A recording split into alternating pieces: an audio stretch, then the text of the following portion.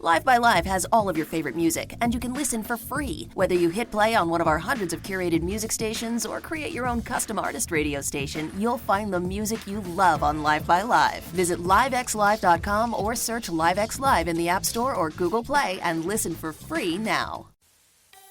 Darkcast Network. The light shines brightest on our indie podcasts.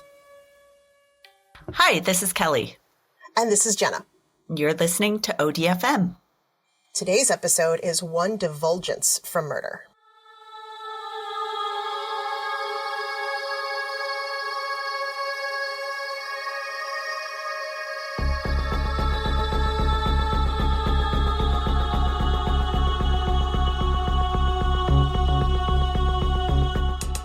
So, if you have not listened to last week's episode, One Denim From Murder, you really need to go back and listen to it, because this is kind of a two-parter.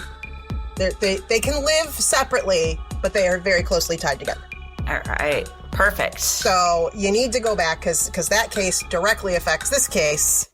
If you did listen, but you have a horrible memory the way we do, I do have a little refresher here. Okay. Oh, good. So in 1990, the body of a 23-year-old woman named Tanya Bennett was found in the Columbia River Gorge near Portland, Oregon. A woman named Laverne Pavlinac confessed to police that she helped her boyfriend, John Sosnovsky, kill Tanya and dispose of her body. And you did that perfectly. That last name. I've been staring at those names for weeks now. Okay. But then Laverne admitted that she made the whole thing up. She falsified evidence and she interjected herself into the murder investigation. Apparently, she was also like an armchair detective, and she was up to date on adding all the new evidence that she decided would work. Exactly. So her whole plan was she wanted to get rid of her boyfriend, this long-term relationship that was just a hot mess that she wanted to get rid of. And to be honest, the evidence didn't really match up. Like, there was the one denim part was that the victims was wearing her acid-washed button-fly jeans, and the button-fly had been ripped out of the jeans because the real killer didn't want fingerprints on all those buttons. Those buttons, so many buttons, so many fingerprints. There were so many. There's so many reasons not to get button-fly jeans. Butterfly jeans. Butterfly, cool, right. Do get butterfly jeans. Butterfly jeans. Flare. Right. Preferred. Yeah, you don't want to be stuck in button-fly jeans when you have some kind of a bathroom emergency. Oh, and that time of the month. That is not fun. a good idea. No. So even though the evidence didn't really match up, she had confessed to police and was recorded giving details, admitting her part, and right? Seriously, there are other ways to get rid of a guy, man. Like, oh my God, so many. If you think about it, that sounded morbid. Like you're like, you could get rid of them in so many ways. There's strangulation. Sorry. I was thinking about that, and there's people who go to the extremes of trying to get rid of somebody by committing murder. Well, if you commit murder, at least there's a possibility that you get away with it. Whereas if you admit to a different murder, you're screwing in there yourself too. from the get-go. You're in jail too, dumbass. Apparently shouldn't watch enough true crime, because I don't know what she was thinking. So she was an Unsolved Mysteries fan, probably, and just didn't. Yeah. I don't know what. Oh my God, what a mess. Yeah. So in 1991, Laverne Pavlinac was put on trial for murder, and although she recanted her confession, the recording was still heard by the jury, so she's found guilty and received a life sentence. Her boyfriend, John Sosnovsky, was an alcoholic with a history of blackouts. So he had a record. So and he's like, I might have done it. Right. He was like, I don't think so. I did really good cleanup job afterwards because I did not see shit. Well, he was so not sure that when she got convicted, he opted to just plead guilty so that he could avoid the death sentence. Because he was like, well, crap, she must know. She knows everything I do.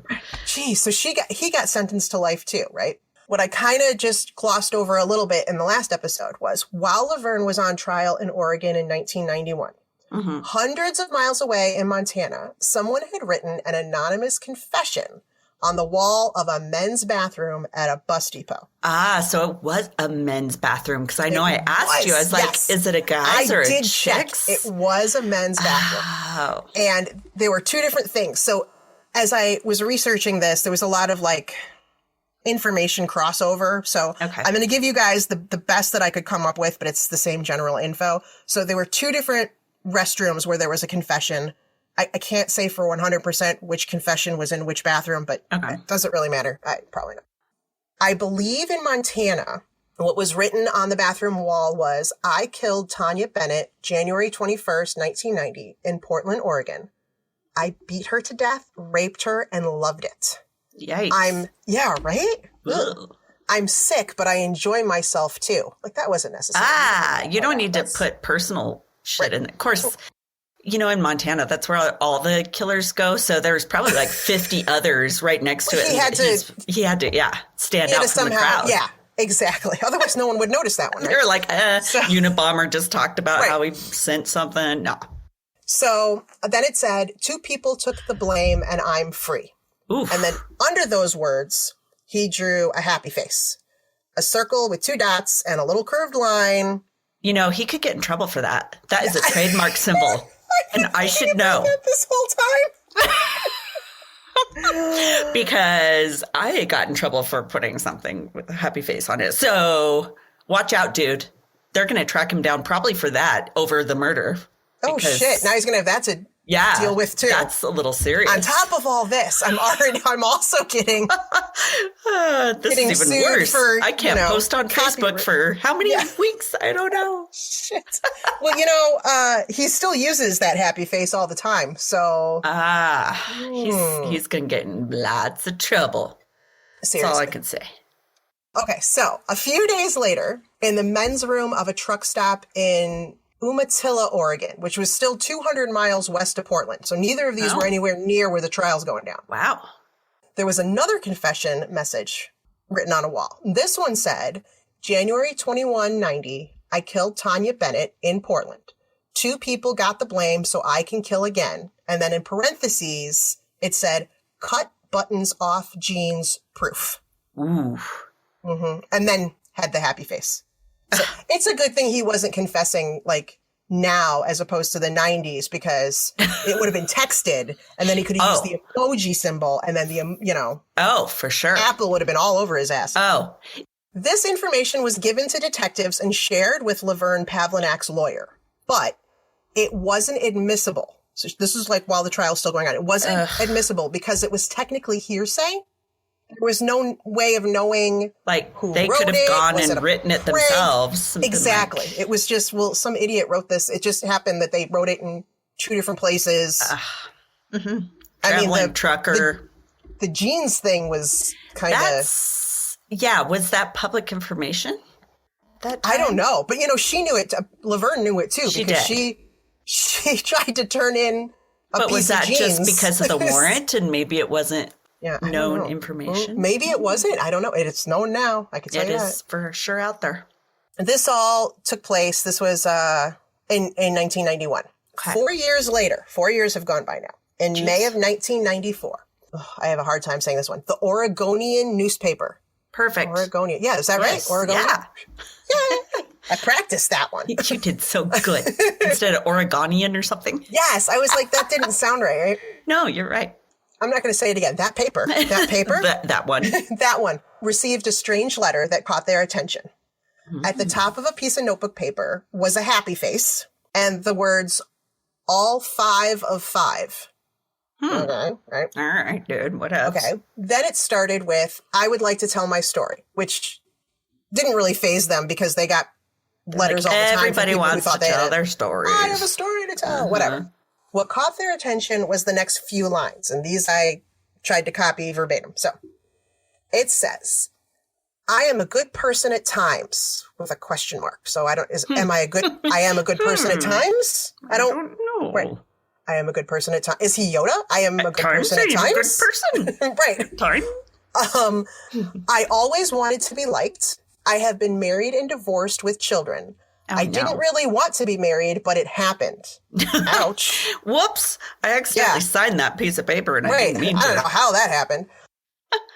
I have read your paper and enjoyed it a lot. I don't know why they feel the need to. Thank you. They were like, oh, yes, promotion. Let's put that in there. I have always wanted to be noticed like Paul Harvey, front page, etc. Paul Harvey. Huh. I'm Steve Harvey. I know. I was like, is it? I don't know. I don't know Paul Harvey. But so I started something I don't know how to stop. Uh-oh. On or around January 20th, 1990, I picked up Sonia Bennett. So not a great memory. Okay. Sonia Bennett, and took her home. Then I'm going to paraphrase the rest. The letter goes on to say that he raped and beat her and then ended her life. Okay. In the letter, it mentions that he tossed her Walkman and purse, two things the police had not yet recovered. She was found with her Walkman headphones were near her body, but not her actual Walkman and not her purse. Laverne had gotten a similar purse and said it was hers, and then didn't match. And her mom was Tanya's like, mom was like, that's not her purse. Okay. He mentioned that he tossed the Walkman and purse, and he described the rope that was found around the victim's neck. Wow. Yeah, so that was like pretty all right. specific. And then the letter goes on to say this person was responsible for the murder of 4 other women, which I guess was the 5 for 5. Oh, gotcha. It sounds like a Burger King deal. Yeah. God. Jeez. Sorry. It doesn't work that way. If you get caught, it's not like I killed 4, I get the 5th one. I don't have to I don't get charged. Right. It's a free charge. Right. That's not how that works. Oregonian journalist. Did I do it? Oregonian? You did it. Perfect. All right. Phil Stanford decided to publish sections of the letter in a 5-part story. Ooh. He named the article The Happy Face Killer, which is how our serial killer gets his name. I was wondering if it was this one when you said the happy faces. Okay. The happy face. If not, he was going to get sued by the Smiley Face Corporation. Like, no. Yes. I already claimed this as my serial killer name. You got to come up with a different one. Damn it. There's all kinds of copyright infringement happening all over the place here. All over. Right. So there's this 5-part story. He names the article The Happy Face Killer, and he details his theory that it was actually an unknown serial killer and not Laverne Pavlinac and John Sosnovsky who are responsible for Tanya Bennett's murder. Smart. Right? Mm-hmm. However, when part 1 of the article was published, of course it caught the attention of police, but they totally dismissed it. Right? Well, yeah. I mean, that would be extra work. They did their job. You know, we chucked this one off the book. We got other things to deal with. Mm-hmm. So they assumed that the letter was probably written by someone that Laverne or John knew in an attempt to corroborate their innocence or something like that. Well, I mean, they fabricated evidence before. That's it's not true. Like it wasn't. I guess, yeah. I guess they'd done work, or at least she did. Exactly, right. He still doesn't know what the hell's going on. No. He's like, am I in jail? I don't know. I just blacked out for a while and woke up here. Exactly. So anyways, but similar letters started showing up at other newspapers. Oh, okay. Yeah. So that makes it, well, word's getting out. So speculation that Laverne and John were not guilty started to grow. Not with the powers that be. They were still rotting in prison. They were like, you guys can think what you want. Man. So that was May of 1994. Okay. But we're going to go back just a couple months to March of 94, just before this letter showed up at the Oregonian. All right. I'm getting so good at it now. You're getting really good at it. I know. Look at you. Okay. So March 94. A motorist notices the body of a woman on the side of a highway in Washington State, not far from Portland, but Washington. Mm-hmm. Of course, there's no identification with the body. It's obvious that she hasn't been there for very long, not hours. Decomposing. Oh, no, wow. Really hours, hours, maybe a day, maybe 24, not real long. Detectives notice marks and adhesive on her cheeks. Oh, no. So they're thinking at some point, her mouth had been taped, right? The woman is identified as 41-year-old Julie Winningham. She had just actually been arrested for a DUI 2 weeks before. So they had a recent picture of her. They had her fingerprints. I'm showing you my hand. What are those? Right, exactly. Yeah, on a podcast. Let me just start doing charades. That's helpful. Yeah, that'll be interesting. That could be a whole new podcast. Good Lord. Okay. They determined that the cause of death was manual strangulation. Oy. Detectives try to reach out to Julie's friends and family, trying to piece together her last days, you know. Mhm. Turns out Julie was a free spirit. She didn't stay in one place for very long, but she had been dating someone, and I guess it had been getting pretty serious because she had mentioned to a couple people, she started referring to him as her fiancé, Whoa. or said that they were going to be getting married. Yeah, that's pretty serious. Right. And when people were asking, well, where, when was the last time you saw her or whatever, they're like, oh, well, I think she left to visit her mother. I don't know where her mother was, but somewhere, obviously, like where she had to take a trip to go there. Right. Because she was going to tell her mother that she was engaged. Oh. But no one could remember the name of the guy. Oh, that's really weird. Right, So they couldn't- obviously nobody's met him, really? Yeah, they couldn't remember his name. That was really weird. Huh. But he was a trucker. Okay. Was his name Happy? By any chance? Terrible. No. That's terrible. No. He was also like a big, tall guy, right? Oh. Police end up talking to a woman named Connie Wasserman, who was an acquaintance of Julie's, who told investigators that she had recently bought a car from Julie. Mm. And there was a handwritten bill of sale that they wrote out that Julie Whittingham's boyfriend had signed as the witness. Ooh, perfect. Go get that. Yes. Let's see what name's on there. Her boyfriend's name on there was clearly printed Keith Hunter Jesperson. Okay. Investigators start looking for this Keith Hunter Jesperson. Let's go find Keith. Yeah, what's going on with Keith? Because this is his girlfriend, fiance, whatever. Yeah. Right? This is his. Probably the last person to see her, right? Probably. So they found out that he worked for a trucking company and traveled all over the country. Okay. And the company was based out of Washington. They were able to get his current itinerary, and they met up with him in New Mexico. As Julie's friends described, he stood at 6'8". Ooh, holy Big guy, balls. right? Yeah. And weighed about 240 pounds. Man, So yeah, he was a big guy. don't mess with him. Also, for comparison, I looked up, because everyone always talks about serial killer Ed Kemper, the co-ed killer, as being like this big guy. Ed Kemper was 6'9" and about the same weight. So only an inch apart. So they same big dudes. Right? Yikes. So I thought that was kind of interesting. Yeah. So, people say there's no right way to react when you get traumatic news. Right. Everybody responds differently type of Right, exactly. But when police told Keith that his girlfriend/fiance had been found murdered, his reaction was very suspicious. Uh-oh. He didn't ask how. He didn't ask when. He didn't ask for details. Uh-oh. When they asked him, when was the last time you saw her? Keith said just before she went to visit her mom to say that they were getting married. And then he throws in, but to be honest, I'm still on the fence about getting married. No. Okay. Yeah. Did you tell her that? Because right. I mean, she's telling her mom. yeah, this is getting serious. Right. She's in. No. Like, also, this woman was just found dead. So, but Yeah, you're concerned with the fact that, I didn't give her a ring or anything. I didn't put a ring on it. Okay. So let's not get too crazy. Let's not claim that I'm hers. And they're like, okay. So they're still asking questions. And rather than discuss Julie, Keith keeps talking about himself. Oh, little narcissistic. Oh, right. Apparently, he went on and on about what a great cribbage player he was. Because that's relevant. Right. Thanks. They're like, hi, we're investigating a murder, and we came down from Washington to New Mexico. We're not here to shoot the shit here, like, we have questions. Want to play a game? Oh, my God. It was so, yeah. So they're like, okay. So they kept having to, like, kind of redirect the conversation. Like, Yeah, hey. that's weird. Right? Hey, can we go back to this murder thing? Because that's kind of important. Exactly, right. Well, we'll get back to your cribbage playing. God. Detectives tell Keith that Julie had been sexually assaulted. Mm-hmm. And his response was, oh, just so you know, we recently had sex. Just throwing that in there.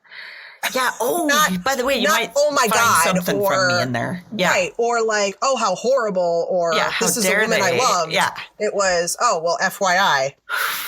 My baby batter might be there, Oh, God. by the way. Vomit.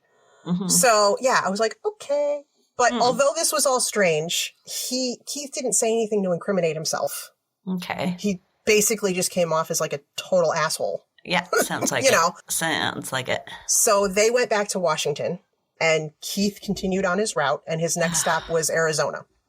Right? They're like, okay. All right, what can you do? 2 days later, detectives received a message from Keith. I know it was a voice message, but Okay. this is 94, so I don't know. Was there voicemail? Was it just like a tape recording? I'm not really sure. But they had him recorded on tape saying, "You guys are right. I want to turn myself in." Whoa. Okay. Right? They're like, okay.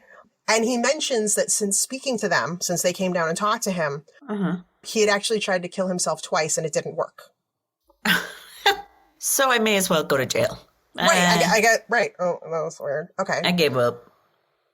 He called again later that day and was told that the call was being recorded. And he was like, that's cool. I'm fine with that. Right. He confesses over the phone to killing Julie Winningham. Ugh. There was no emotion in his voice. It was just like a matter of fact. Dead. Yep. Oof. Yeah. He simply said they got into an argument. He choked her. It happened. No big. Right? Oh my God. So he was arrested by local authorities and then he was brought back to Washington. Because this is his second phone call, right? Like, so after the first, they're like, okay, dude, thanks. Hey, if you want to come by. Right. What? Oh my God. And he's like, no, I'm kind of serious here. Maybe you should get me. Welcome to an undisclosed location. We are Murder Incorporated. Give me one good reason why people should listen to our podcast, buddy. Because you're getting true crime from a nerd and a murderer's son all wrapped into one. Yes, my father is a murderer, and you are indeed a nerd, buddy. What else sets us apart, Harley?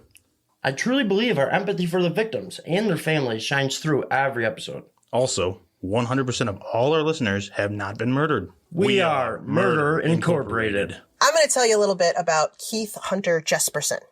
He had an interesting backstory, as they usually do.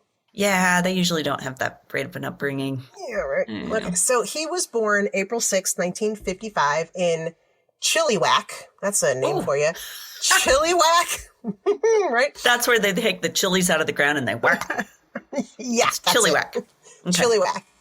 British Columbia, just north of the U.S. border. So he was actually only like 130 miles north of Seattle, Washington. So he was just inside Canada.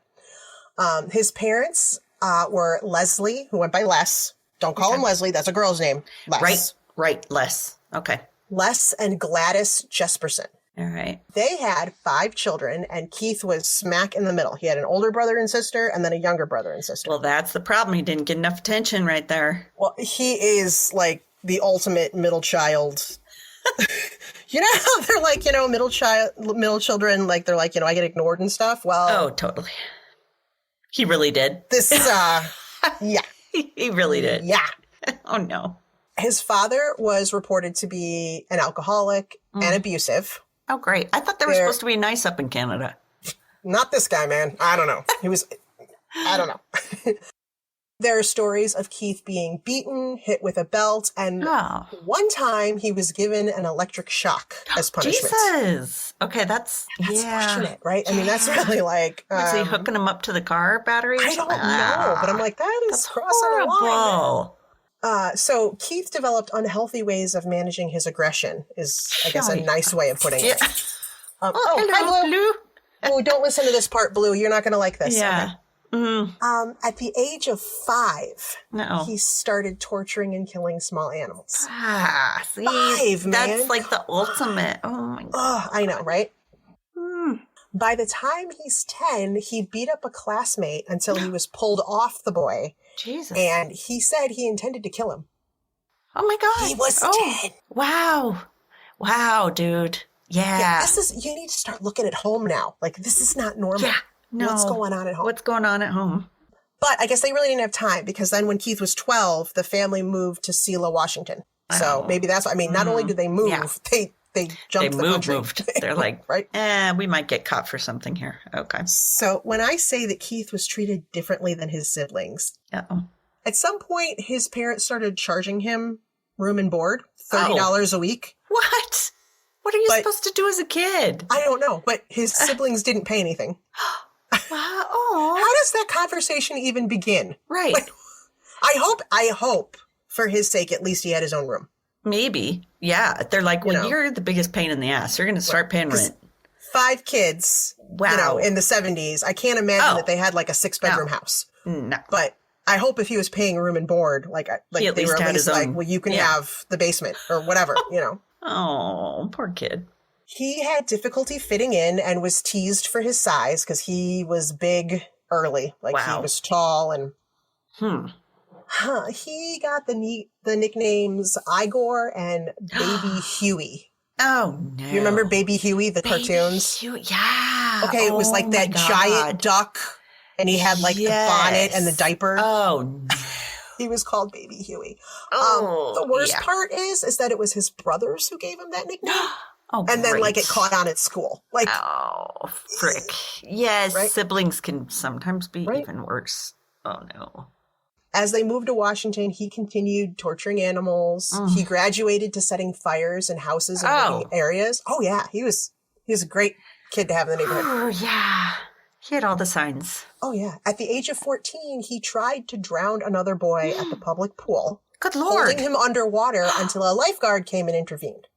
Oh, wow. So, I mean, I can't imagine why he had a hard time making friends. I mean, you tried to kill me, Keith. Right, exactly. Stop trying to kill your friends. So you're saying you don't want to come to my house and play? Is that what you're saying? Okay. Yeah. Please don't come to my house and play.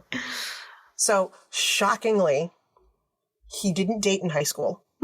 That is a shock. Right? Yeah, and he sounds so personable. Right. He was very awkward around girls. Again. But he did graduate in 1973, but he decided not to go to college because his father didn't think he would do very well. Oh, wow. I know, right? Parental amazement here. Oh, God, yeah. Somehow, not a lot of information I could find, but somehow in 1975, at the age of 20, he found someone and married a woman named Rose. I think it's Huck or Hucky. It's Hucke. Okay. I don't know where he met her. I don't know how that all went down. Just but found a woman and was like, hey, you're it. He found somebody. There's some great, very circa 1975 wedding photos I can share. Yes. I mean, they were the epitome of 1975 wedding. It was a good look. And they ended up having 3 kids together, 2 daughters and a son. Yes. Right? Okay. I mean, sounds like he's carrying on like a normal human being. Sounds like he got through it, but... Right? Oh, God. I believe she stayed home and he found work as a truck driver. That's how he supported the family. Okay. But apparently, I don't know if it was getting married that suddenly gave him the confidence with women, but she got the impression he was fooling around on her. Oh, no. I saw something about she was suspicious because strange women started calling the house. Well, yeah, that would be a red flag for sure. Exactly, right?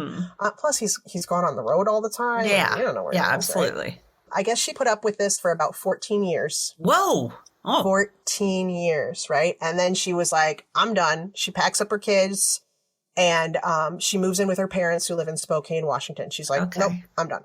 Yeah. Their oldest child, Melissa, was 10 at the time that she jumped ship, right? Out. Good for her, right? Yeah. Probably saved her life. Seriously. Just saying. From that point on, he had infrequent visits with his kids whenever he was in town. It wasn't a very, he... Wasn't consistent. No, not at all. Kind of a deadbeat. Which, again, probably to their benefit. Yeah. Their divorce was finalized in 1990. So I think they split up like 89-ish, but it was finalized in 90. So at this point, Keith is 35 years old. Okay. He's, 6'8", 240. He decides that he wants to fulfill his dream of becoming a Royal Canadian Mounted Policeman. Okay. Well, he's got a dream. You got a dream. You're going to do it. He's got a dream, right? So I guess he would still have his citizenship if you're born there. So yeah, probably. Yeah. He's decided that, okay, you know what? This is what I'm going to do. This is what I'm going to do with my life, right? Unfortunately, after a training exercise, he fell and was injured. Oh, no. That's it. He gets dismissed from the program. Well, he might have been one of those not so great cops to have on the roads that pulling people over. Yeah. Plus, at like 6'8" and 240, what the fuck horse is he going to ride on? This poor horse. Oh, that's true. He wanted to be on a horse. Yeah. It's Clydesdales only. Right. Clydesdales All only. the horses are like, whoop, dodge the bullet. God. Now he's like totally defeated. He goes back to Washington and takes a job as an interstate truck driver. Okay. He's good at that, right? Yeah. I can do that, right? Yeah. And it pays well. So the end of his marriage, his dream of being an RCMP, all of this might be what started the next chain of events. Hard to say. It's not like he was really good with managing his aggression before. Yeah. So Issues. But soon after that, in January of 1990, he met Tanya Bennett at a bar in Portland. Oh, look who's out there. Uh-huh.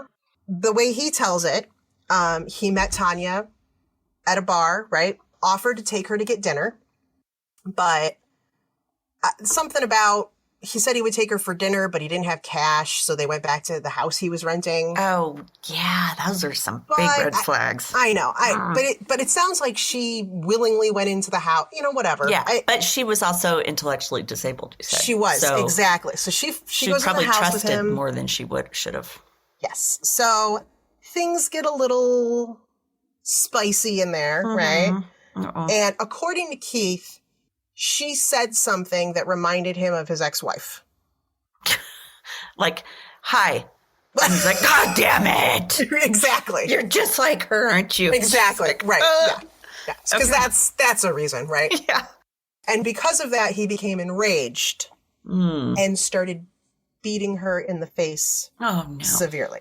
Oh, God. Then he raped her and, in his words, strangled her to put her out of her misery. Wow. How nice of you.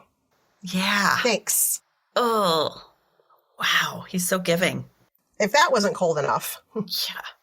Apparently, after that, he left the house, went back to the bar, had a couple drinks, talked to people. I don't know if he was just a complete jackass or he was trying to build an alibi. Either way. He was there.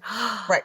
Well, yeah, and I wondered because I know they were questioning people she had played pool with and stuff at the bar. But So, but, I guess he left with her, but then he came back and, and nobody really remembered him. Who kills somebody and then goes back to the bar, right?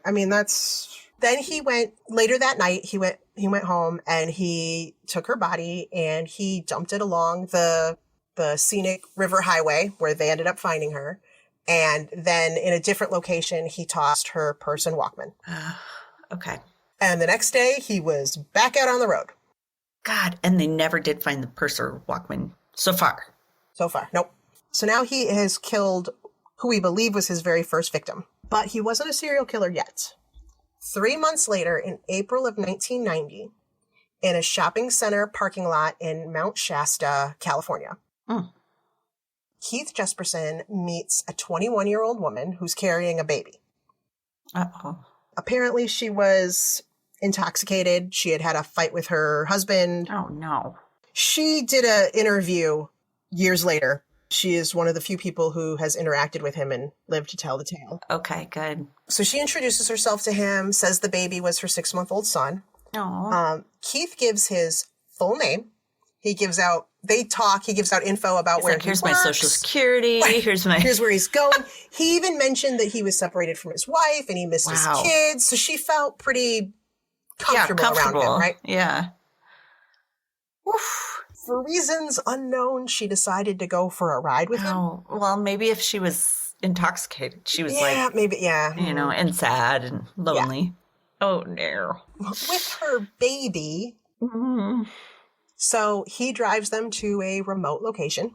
No.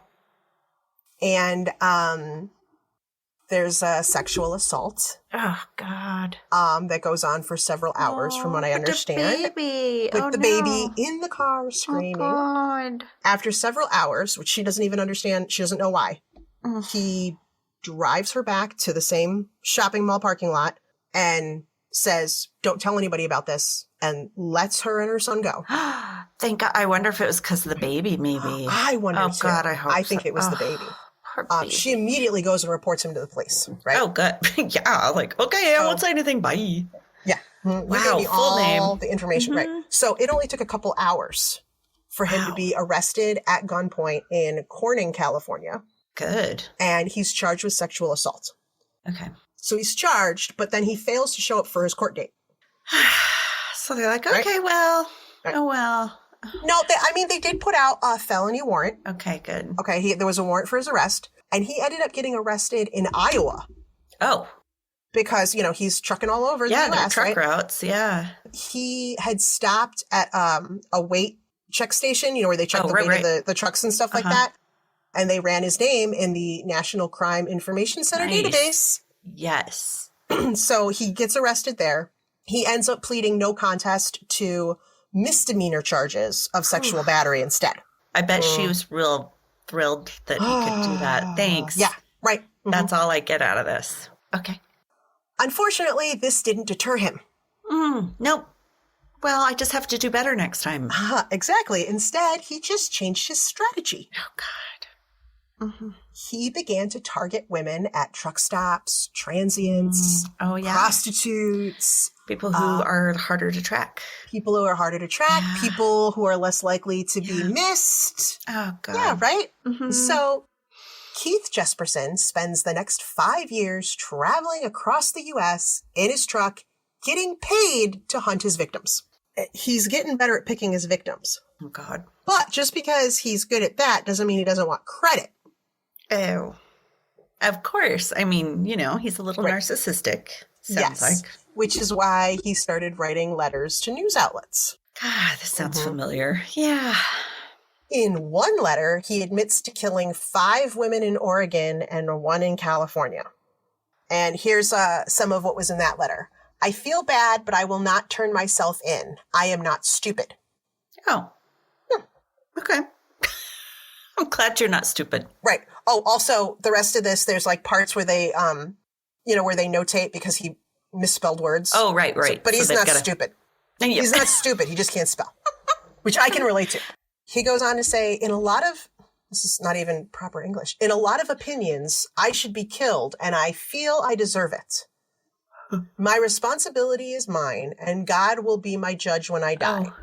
I am telling you this because I will be responsible for these crimes and no one else. I think he really got pissed that someone else got to take credit. Yes. He's like, man, I did such a good job. It all started out when I wondered what it would be like to kill someone, and I found out.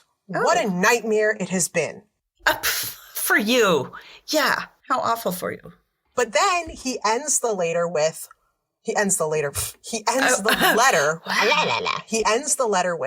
look over your shoulder. I'm closer than you think. Ew. And then his little happy face. No. Stop it. You shouldn't have a happy face. At least do that angry face or something. No. The angry cat. Right? Yeah. Right. Yeah, he need grumpy cat. Yeah. Yeah. Exactly. Oh, no. So that served him well for quite a while until he broke his own rules and murdered his girlfriend. Oh, see? Got too close. Yep. Too easy to track, dude. Which, by the way, he stated the motive he had for killing her was just that I think they got into a fight and he suspected she was only interested in him for his money. Oh, probably. It's like, okay. Now we're going to go back to March of 1995. This is when Julie was murdered in March of 95. Just before Jesperson made the phone call to police with the confession, he called, left a message and said, yep, you guys are right. I want to confess, right? Yeah. And then before he called and actually spoke to them, he wrote a letter to his brother, Brad. Oh. This is what that letter said. Okay. Seems like my luck has run out. I will never be able to enjoy life on the outside again. I got into a bad situation and got caught up with emotion. Oh. I killed a woman in my truck during an argument. With all the evidence against me, it looks like I truly am a black sheep. He's worried about still being a middle child? Is that oh, my life is so hard. You guys are so mean to me. Oh.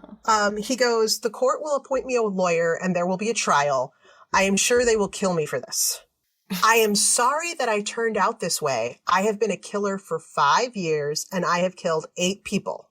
Assaulted more. I guess I haven't learned anything. Well, you learned how to kill a lot, I guess. This part's really weird, too. Then he says, Dad has always worried about me because of what I have gone through in the divorce, finances, etc. Now his dad cares? Yeah, now I don't think Dad cares about you, buddy. Yeah. I have been taking it out on different people. Animals, living things. All the women. As I saw it, I was hoping they would catch me. What? No. Then he says, I took 48 sleeping pills last night and woke up well rested. Those weren't sleeping pills. Those were Purine tablets. Yeah, Purine tablets, exactly. Then he said, the night before, I took 2 bottles of pills to no avail. They will arrest me today. That's because you're so gigantic. Because he's ginormous. Dude, you need to do something else. Yeah. Yeah, his metabolism is like, damn. So, so after Keith is extradited from Arizona to Washington, he calls his brother Brad and tells him to destroy the letter. I think all of a sudden he was like, well, maybe I shouldn't have written all that shit out. I shouldn't have confessed to everything. Fortunately, his brother only pretended to destroy it. Oh, good. While he was on the phone with Keith. He even went as far as to say he would flush it and went into the bathroom and flushed the toilet. That's awesome. Right? Yes, listen. Right. Yeah, exactly. Hear that? So believable. Oh, I totally did it. I love it. So then he turned the letter over to police. And then shortly after, the letter was published in several newspapers. Oh, I know. He probably loved that. Oh, believe me, he did. Oh, God. Detectives were able to match the handwriting from Brad's letter to the happy face letters that had been sent all over the place. He had fairly distinct. I mean, it wasn't crazy, but it was distinctive enough writing. He wasn't smart enough to type things out. To type it. No. Or cut out all the little letters from the magazines and glue. Right? That is time consuming.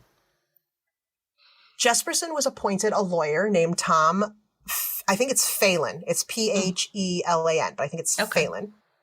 In an interview, he described meeting Jesperson and being taken aback by his size. Yeah, I bet. Right? He said that when they met and he shook hands with him, that Keith's hand completely covered up his own hand. Like and his MO was strangulation. He had like these massive... hit some mitts. Uh-huh. Oh, creepy. Officially, the number of victims for him is listed as 8+. Oh, right. Give or it's not take, like a Lego set. It's right. So 8 and up. So this is where it gets kind of funky. He agreed to give investigators a location of where he dumped bodies and a name if he could remember it. If he could be bothered to remember. If they took the death penalty off the table. What? He's afraid of dying, and yet he's taken so many lives. And he tried to commit suicide. Exactly, right? Dude, this is the easiest way out. Okay. Seriously. All right. So he was going to give police victims, or at least locations of victims, and whatever information he could think of. And then they would contact the local agencies and see if they had any open investigations they needed solved, Wow. So... these are the ones that they were able to pinpoint. Not a lot of them. August of 1992, the body of an unidentified woman was found in Blythe, California. She had been raped and strangled. Unidentified, too, so... Keith Jesperson says her name was Claudia, but she hasn't been identified yet. Whoa, okay. They still don't know who this Claudia is, but he took responsibility for that murder. Yikes. In September of 92, in Turlock, California, another woman's body was found. She was identified as 32-year-old Cynthia Rose Wilcox. Jesperson claimed that she was a prostitute who snuck into his cab while he was sleeping. That's what everybody does. Right. Exactly. They came to me. They came to me. Right. Like, I was just sleeping. Right. I don't want to get paid for this one. Yeah. What? No. In November of 92, he said that he picked up a prostitute in Salem, Oregon, and that he killed her because he paid her, they had sex, and then she asked to be paid again. She wanted her fee doubled. Well, yeah, because he's ginormous. Yeah, that's just it's like, excuse right, you. that was the base level pay. This is a whole nother situation here. And so when he refused, she threatened to call police, which I don't really understand if she's a prostitute, how that was going to work out in her favor. Right? I think he's full of shit, but okay. So that's why he killed her. Yeah. I'm going to call police and they're going to make you pay me because that's legal. So police went to this information to the Salem police, and they found an open investigation and were able to figure out that was 23-year-old Lori Pentland. So they were able to identify that one. This one. Uh-oh. In June of 1993, police in Santa Nella, California, found the body of an unidentified woman. She was determined to be a prostitute, and she had drugs in her system at the time of her death. And so police ruled her death a drug overdose. Case closed, right? Oh, no. However, there was contradictory evidence at the scene of the crime. So then when Keith Jesperson starts talking about all of his murders, he tells them that he murdered a young woman he said was a prostitute named Clara, he thought, right? Okay. And that when he dumped her body in the dirt where she was found, which is how this woman was found, he stepped on her neck to make sure she was dead. Whoa. Yikes. Right. That plus other information he gave matched the crime scene. And they were trying to say it was a drug overdose. Come on. She stepped on her own neck? What the hell? What? Like, oh, she's just a throwaway person. We're not going to worry about it. She was a prostitute and she had drugs in her system. Right? Oh, my God. So anyways, so he gave them information about the crime scene that would only have been known by someone who was there. Wow. Okay. Thank God he told him. Like, oh my God. There were several cases that they had no clue. September of 94, the body of another Jane Doe was found. This time we're in Crestview, Florida. Oh, whoa. California to Florida. All right. He claims he killed a prostitute there named Suzanne, and they matched her to a body, but they still haven't been able to identify her. How sad. Right? Oh. But he's just enjoying all this attention. He's getting all this attention. Everybody wants to tell him stories. He starts having daily press conferences. Oh, no. That should not be allowed. He's telling anyone who will listen. At one point, he admitted to being responsible for over 160 assaults and murders, spanning across the U.S. from Washington to Florida. Right? Okay, shut up, dude. We don't want to hear from you. Then he got to the point where he even started bragging to other inmates. Oh, no. Oh, yeah. He just couldn't quit talking. Let's just, One such inmate asked for a deal in return for information that he had gotten from Jesperson. And this led to the identification of Angela Cerbrise, a victim who had not even been found yet. 21-year-old Angela... 21 Cerbrise met Jesperson at a bar in Spokane in January of 95. Now, he killed Julie in March of 95. This is very recent. Jesus, he's just going one after the other after the other. He agreed to give her a lift to Indiana. Okay. So she traveled with him, and they got as far as Wyoming when he strangled her because she wouldn't let him sleep, and she was getting really annoying about wanting to get to Indiana and see her boyfriend. Oh my God, you're so annoying. Would you just shut up? I'm going to have to kill you. Yeah. Maybe you could just be like, hey, you know what? I'm dropping you off here. Right. Here's the part that is really, oh God. He realizes, oh crap, we spent like almost a week together and I let her use my credit card. So yeah, he's not that smart. Yeah. So he strapped her body under his truck and dragged her face down. No. To quote, grind off her face. Oh, that's... Oh my God, right? I can't. So sick. And then he dumped her body, her remains, along an interstate in Nebraska. Police took this information and found her remains. They weren't even looking for her. Whoa. So that at least gave credit to that story. They knew he was telling the truth about some of them. Yeah. So they hadn't even found her body yet until he told them. They didn't know she was missing. Wow. They didn't. Nope. Here's on a lighter note. Wait, if she was going to see her boyfriend and they didn't know she was missing? I don't know. I guess they were like, well, maybe did she just go off with the truck driver? Did she not? I don't know. Maybe her boyfriend wasn't missing her as much as she was missing him. I don't know. Maybe. Not really sure. Okay. Anyway. So on a lighter note. Good. We need really lighter. Thing to say. Yeah. We need lighter. His lawyer, Tom Phelan, learned that his client was a serial killer by watching the news. Oh, shit. Because all the press conferences. Right. This has happened before. So, right? Yeah. I prefer to call him Phelan. Phelan. Right. So Phelan was only aware that Keith had confessed to murdering Julie Winningham. Oh, shit.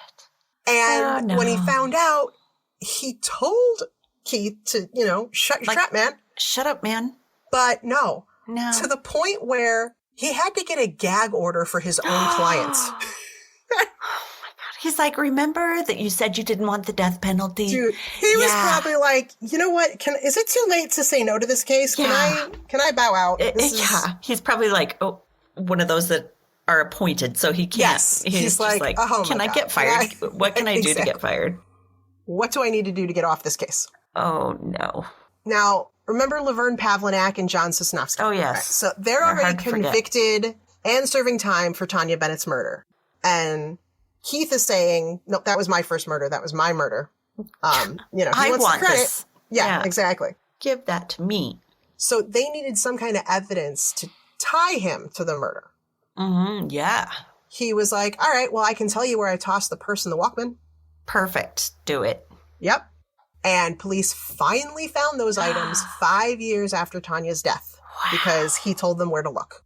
Wow, and it was still there. It was still there. Wow, that's mind-blowing. I believe they also confirmed it later with DNA. Oh, good. But, but still, man, one of the documentaries that I watched, which it'll be in the credits, I can't remember. Right, it'll be in there. It was the one that was on the ID channel. In March of 95. Now, remember, he killed Julie Winningham in March of 95. He just finished killing the girl. Which girl was that? Oh, my God. They're all blurring together. They're all going bad. Oh, January of 95 is the girl he dragged under the truck. And then in March, he killed his girlfriend / fiance. Right. Okay. Yes.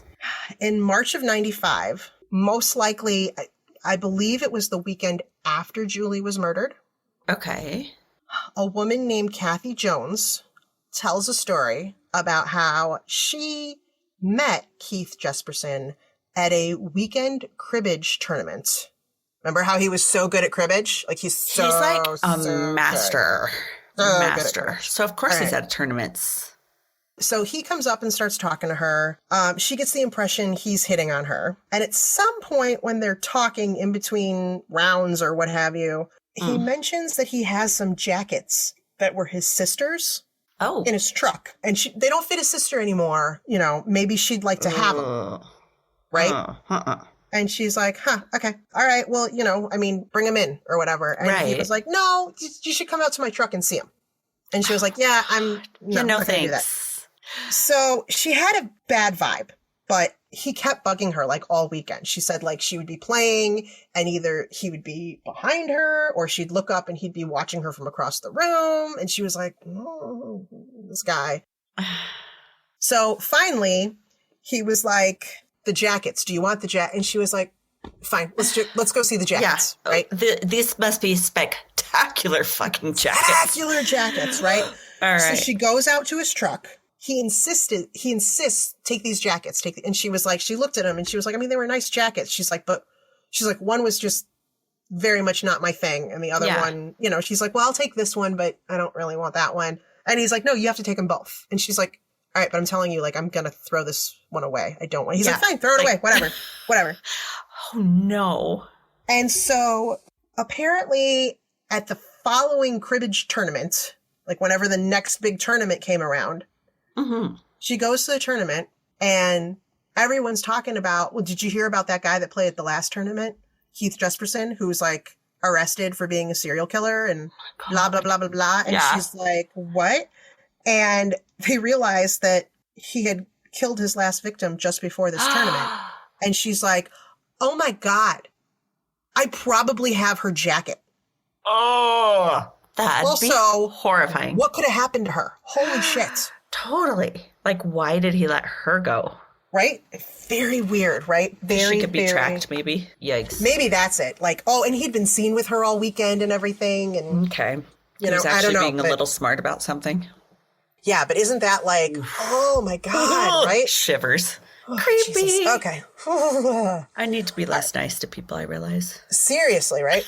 Oh, God. So there's a whole bunch of information on this dude. There's all kinds of books written on him. You can watch all kinds of stuff. Oh, God. And like I said, it's one of those where there's so much information that some of it contradicts. And I'm like, oh. Yeah, So I did, to the best of my ability, right. I tried to throw this information together. But bottom line, he ended up pleading guilty to 3 murders in September of 1995. And then for whatever reason, it had something to do with extraditing him and the death penalty, blah, blah, blah. Oh, right. It wasn't until 2010 that he pled guilty to another one in a different state, right?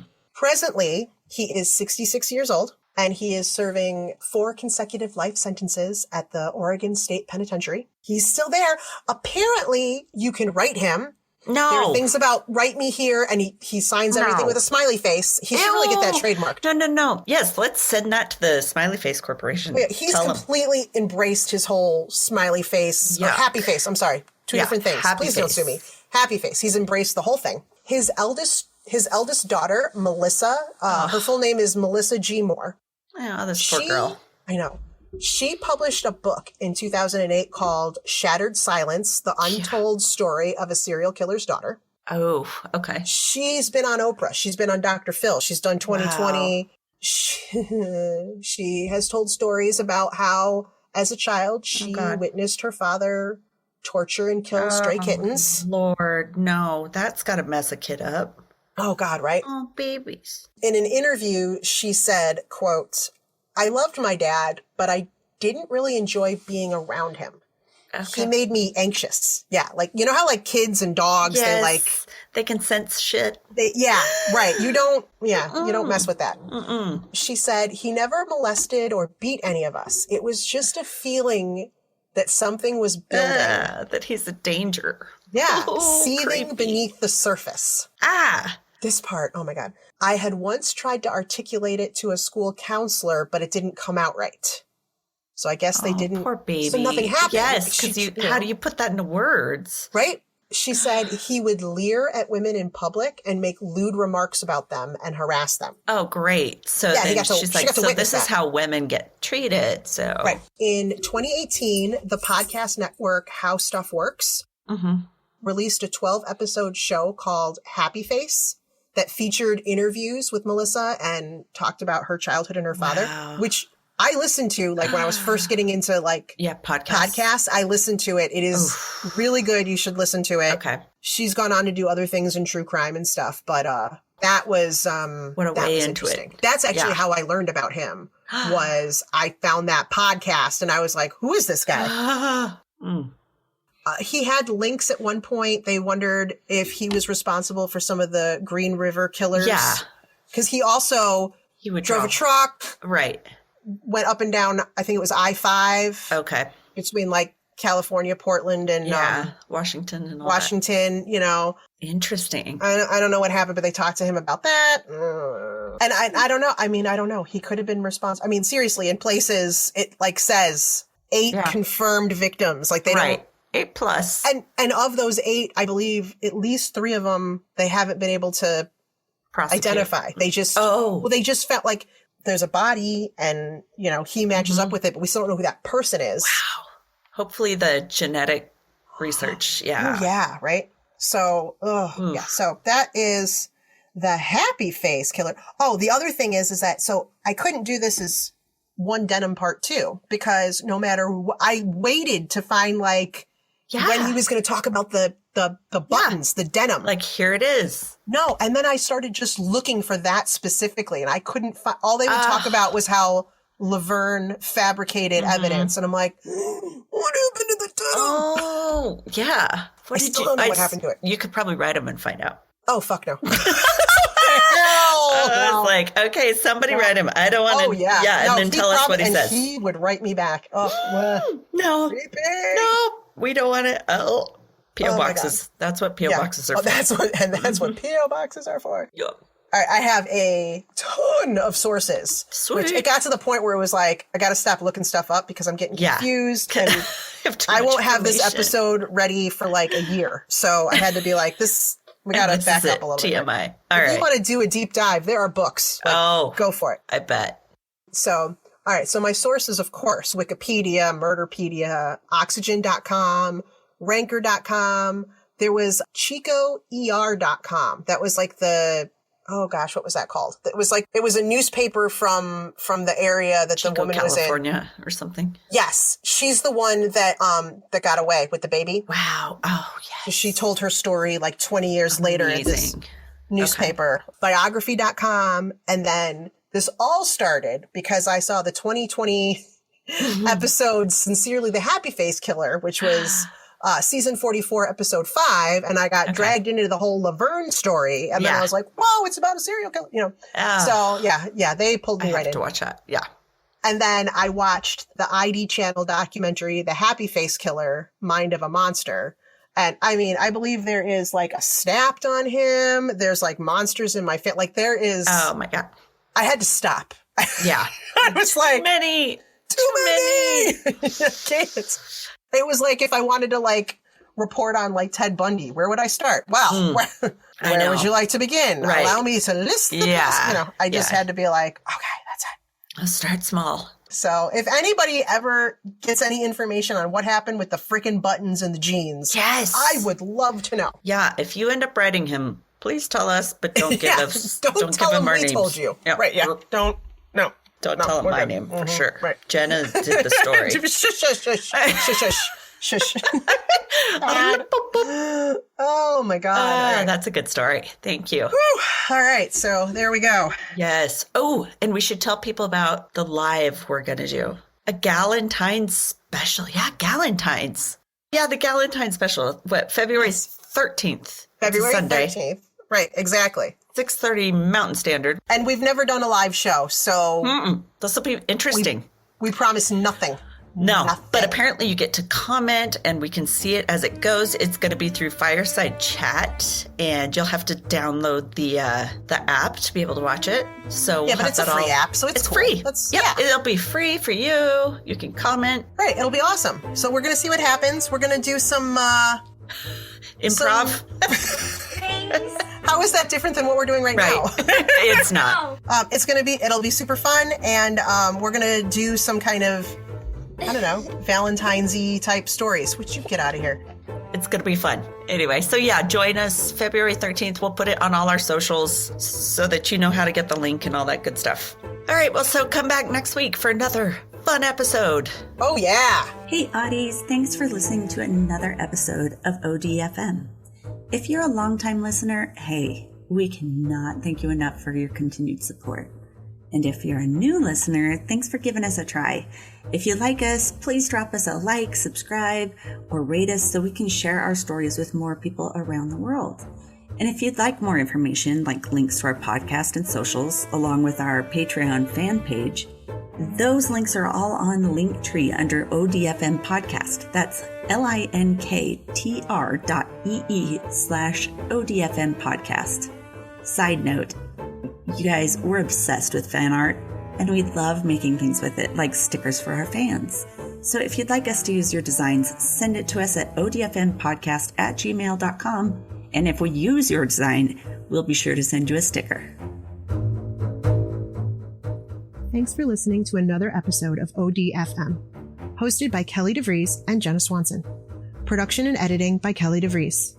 Theme music by Eric Swanson. ODFM is a satirical true crime podcast for entertainment purposes only. The stories you hear are serious and true. The comments and opinions are not. We apologize if any of our content is harmful or disrespectful.